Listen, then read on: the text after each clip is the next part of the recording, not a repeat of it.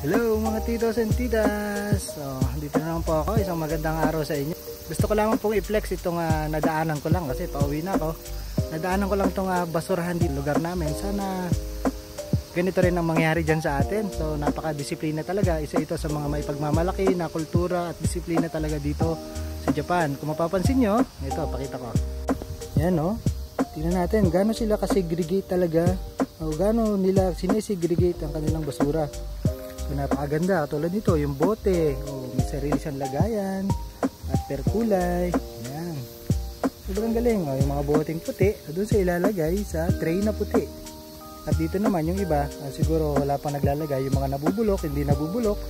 At yung mga plastic. So, ang ganda, di ba?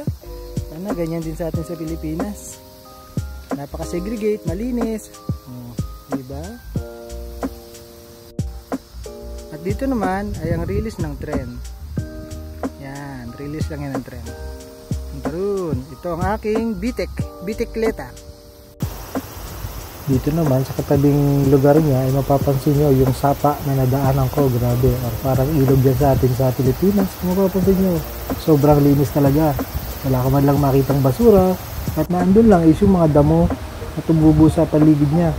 Napakalinis, di ba? Walang mga nagtatapon, talagang ingat na ingat silang madumihan yung mga ilog at mga kanal nila. Kung mapapansin nyo, napakaraming bahay sa paligid, pero yung tubig, pwede panliguan, fresh na fresh. Sobrang ganda talaga at napaka-disiplina dito, ano? Talaga naman na may pagmamalaki mo. Hanggang dito na lang, guys. Ang ganda, di ba? Okay, hanggang dito na lang. See you on the next video. Have a nice day.